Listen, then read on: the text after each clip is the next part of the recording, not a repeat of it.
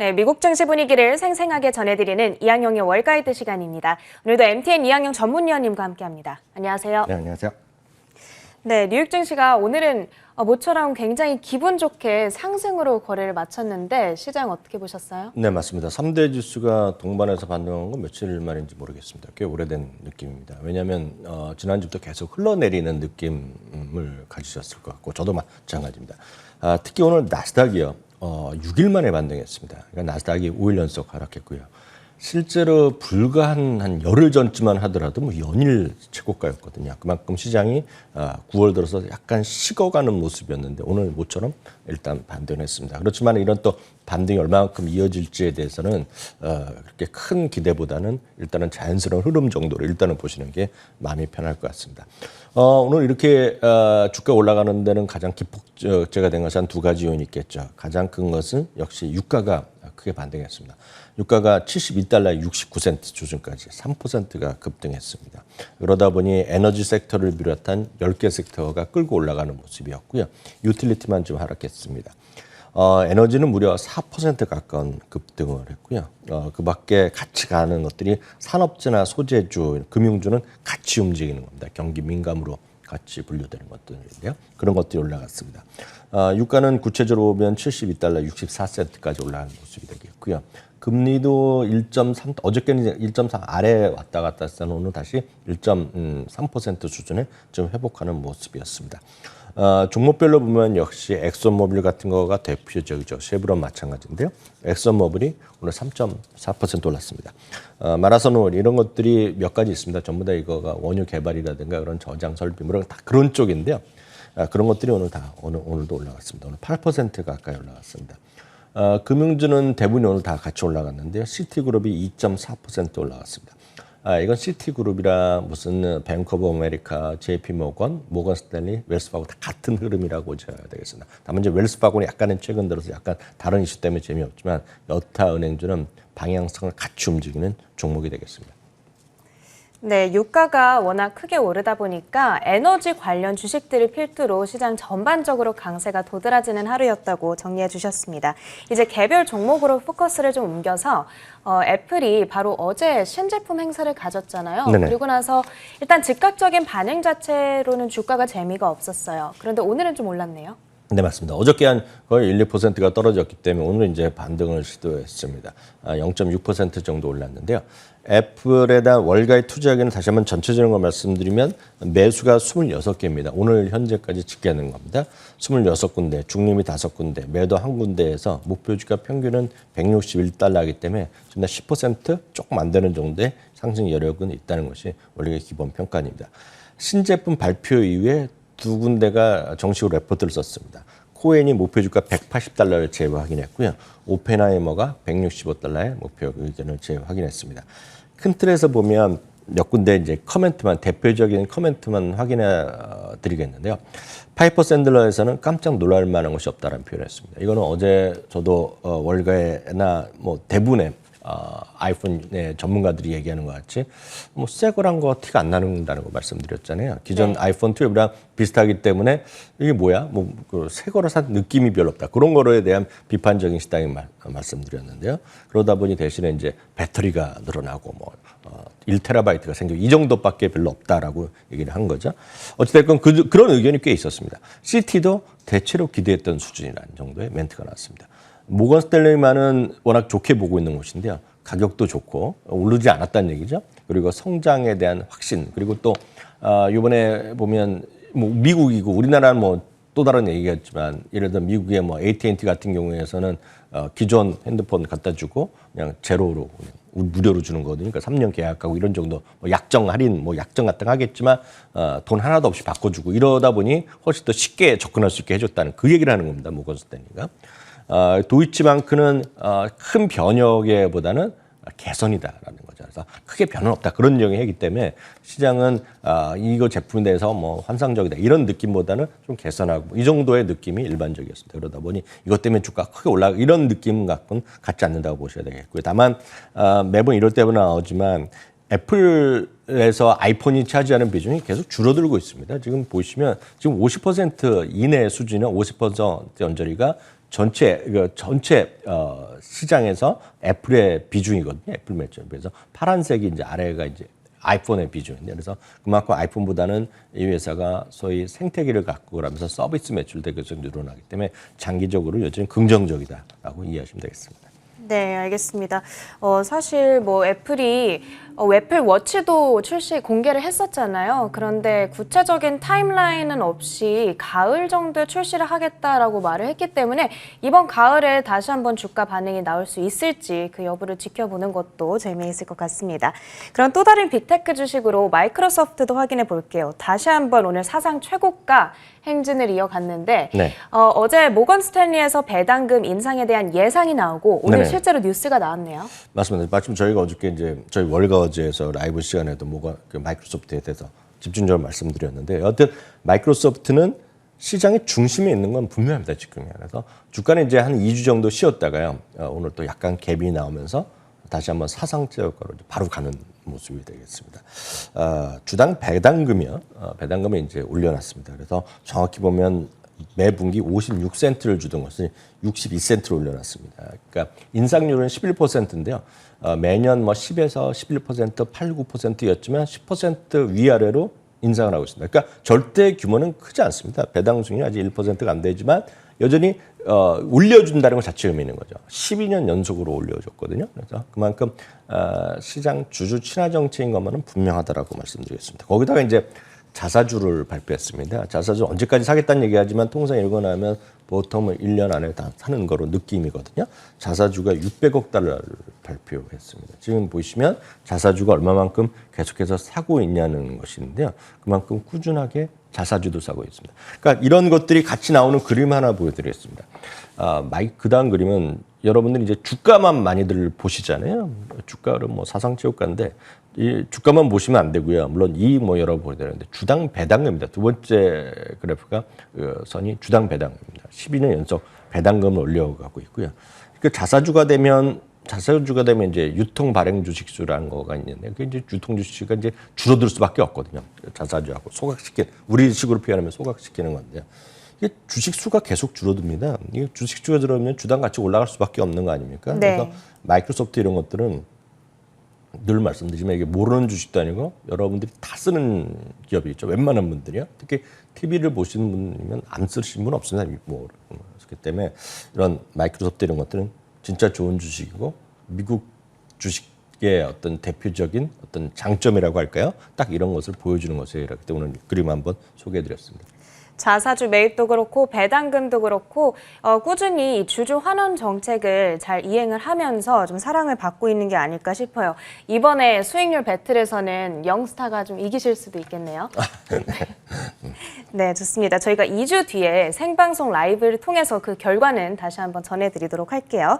자, 그 밖에 간담 좀 특징적인 흐름을 보였던 특징주들도 정리해 보도록 하겠습니다. 네. 일단 나머지 빅테크주들 볼까요? 네, 마이크로소프트가 이제 사상체육감 이제 손잡고 같이 가는 것들이 대표적인 것이 구글이죠. 알파벳인데요. 알파벳도 오늘 1.3% 올라가면서 사상체육과 이제 근접하는 모습을 보여주고 있습니다. 아마존도 오늘 0.75% 올라가서 한 3, 4일 정도 조정을 일단은 조금 반등을 시도하고 있습니다. 페이스북은 약간 좀 쉬는 모습이었고요. 테슬라 같은 경우가 또 한 1.5% 정도 오늘 올라가는 모습을 보여주고 있습니다. 반면에 이제 떨어진 것들도 있는데요. 최근 들어서 재미없는 섹터가 한 두 가지 있습니다. 대표적인 것이 이제 항공주랑 카지노입니다. 근데 카지노는 사실 미국에서도 뭐 쉬는 것이 있었지만 진짜 카지노가 돈을 많이 버는 거가 마카오에 있는 곳이거든요. 그렇죠. 그래서 미국에 있는 대표적인 그런 카지노 호텔들이 다 있습니다. 그래서 여러분들이 마카오에 관광 가서 보셨던 호텔들이 다 미국의 라스베가스에 있고 대부분이 또 어틀랜틱 시티에도 다 있는 것들입니다. 다 브랜드를 갖고 있는 것들인데요. 최근 들어서 이제 몇 가지 이슈가 있었습니다. 중국에서 조사가 나왔는데 일부 이제 카지노 기업이 처음에 허가를 인허가 때 약간의 이제 불법적인 행위가 있었다는 거죠. 그래서 이제 조사한다는 게 좀 있었는데요. 뿐만 아니라 또 중국에서 일부 지역에서 코로나19가 또 다시 늘어나면서 이것 좀 다시 한번 뭐라고 합니까? 입장에 좀 제한하고 이런 것들이 더 얘기 나오고 그런 앞서 말씀드렸던 그런 특혜 문제 이런 것들을 조사한다는 얘기 나면서 2, 3일째 지금 윌리조트라든가 라스베가스 이런 것들이 계속 흘러내린 것이 되겠고요. 또 반면에 우리 개인 투자가들이 또 많이 갖고 있는 것 중에 하나가 소파이라고 있습니다. 소파이가 이제 새롭게 이제 핀테크의 총화로 불려드리는 거죠. 그래서 스펙으로 올라오는 건데요. 오늘 이제 오히려 스펙으로 거래가 되기 시작하면서 오히려 재미가 없었습니다. 그런데 오늘 미주어증권에서 목표 주가를 28달러로 제시했습니다. 28달러 가면 오늘 올랐지만 오늘 오른 상태에서도 거의 지금 80% 정도 위에 상승 여력이 있다는 거거든요. 물론 이것도 장기적인 얘기가 되겠지만 오늘 이런 것들이 오늘 주가에서 좀 긍정적인 영향을 미친 한 종목이 되겠습니다. 네, 이렇게 오늘 중요했던 종목들 모두 흐름 체크해 봤고요. 지금부터는 이제 하반기 증시 전망에 대해서도 조금 들어보도록 할게요. 막상 이렇게 시장이 또 오르니까 네. 살짝 헷갈리거든요. 그러니까 네. 지금부터 시장이 쭉 올라줄 것인지 아니면 이게 그냥 일시적으로 좀 상승을 해준 건지 헷갈리다 보니까 월가에서는 어떤 전망들 나오고 있는지 궁금하네요. 네, 미리 말씀드리면 미국에서의 그 9월 시장 그리고 연말까지 시장에 대해서는 제가 냉정하게 봤을 때 보면 한 6대4 내지 7대3으로 지금 많이 올랐기 때문에 약간 쉴 수 있다라는 시각이 다수입니다, 지금요. 그리고 아주 긍정적으로 보던 사람들도 조금 쉬어야 된다, 쉴 수밖에 없다. 그런 환경에 대해서 많이 얘기합니다. 그래서 어저께 그저께 이틀 동안 도이치방크라든가 특히 어제는 뱅크 오브 아메리카의 글로벌 소위 펀드 매니저들에 대한 시각을 전해드렸고요. 그래서 눈높이가 많이 줄어들면서 이 작년 봄 이후 최저 수준까지 눈높이가 낮아져 있다. 또 반면에 보면 개인들의 주식 투자 비중은 또 사상 최고 수준으로 가 있다라는 얘기를 말씀드렸습니다. 그래서 전반적인 시각은 약간은 중립 내지 보수 의견이 맞다라고 이제 미리 좀 말씀드리겠습니다. 반면에 이제 주시장을 좀 안 좋게 보는 것들을 좀 있는데요. 반대로 여전히 긍정적으로 보는 것을 말씀드리겠습니다. 긍정적으로 보는 것은 최고로 긍정적으로 보는 것은 지난주부터 계속 말씀드렸던 웰스파고입니다. 웰스파고는 연말까지 4,850을 제시하고 있고요. 반면에 스티펠 같은 경우에는 3,800을 제시하고 있습니다. 그러니까 위아래로 1,000포인트가 날 정도로 엄청나게 극과 극의 의견이 있는데요. 오늘 다시 한번 JP 모건의 의견을 드리겠는데요. JP 모건에는 이제 대표적인 인물이 2명이 있습니다. 글로벌 헤드를 하고 있는 사람이 마르코 콜라노비, 반신이라는 사람이 네. 있고 여러 번 어저께도 소개해드렸는데요. 또 한 명의 축은 미국 쪽만 담당한 수석 투자 전략가인 두브라부코 라코스 부자스라는 사람이 있습니다. 바로 이분인데요. 이분도 뭐 상당히 같은 회사니까 긍정적으로 본다라고 좀 말씀드렸는데요. 이분의 시각을 제가 그대로 전해드리겠습니다. 말씀드렸다시피 부정적 시각을 볼 만한 여러 가지 경제적 징후가 있죠.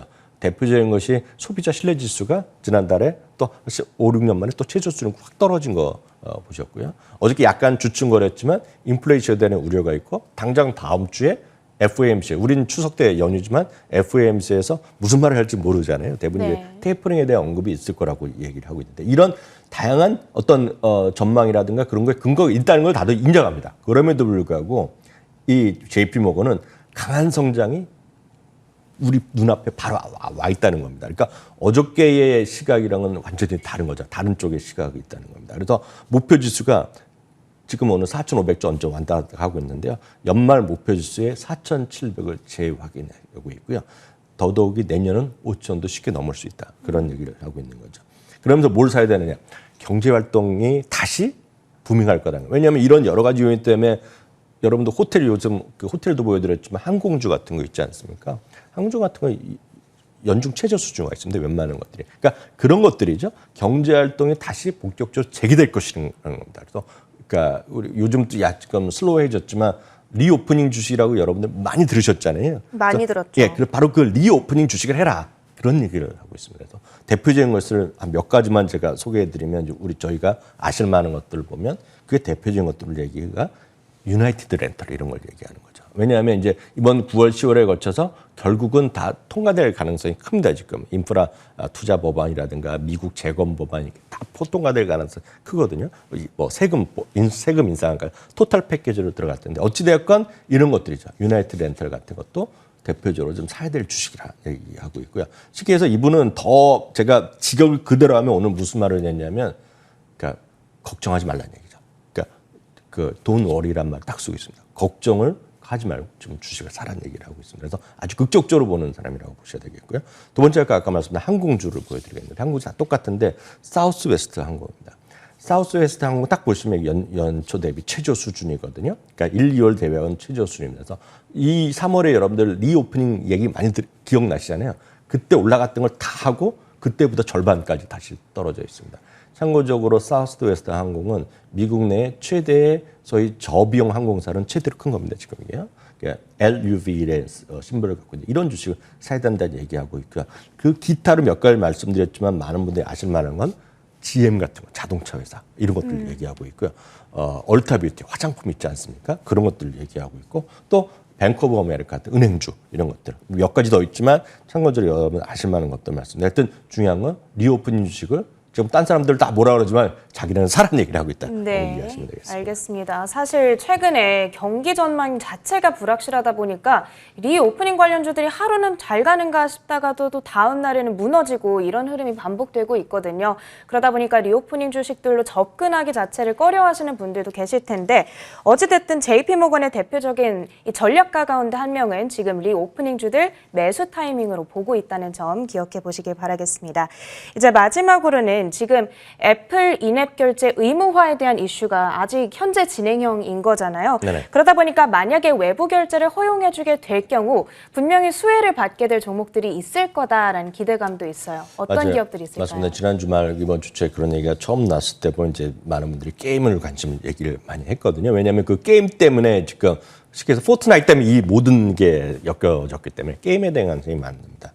물론 이제 게임이 그런 관련 주식에 대한 관심이 있을 수 있죠. 그래서 미국에서도 얘기하는 거가 진가 같은 걸 분명히 얘기하는 사람들이 있습니다. 그렇지만 주가는 재미없는데 하여튼 그런 게 있다라고 보셔야 되겠고요.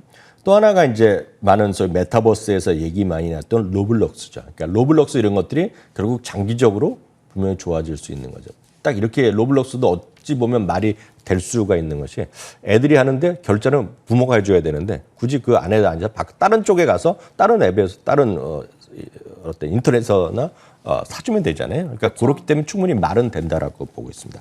그 밖에 이제 게임이 아닌 것들을 보면 우리나라에서는 별로 안 하지만 이제 음악 스트리밍 듣는 스포티파이라든가요.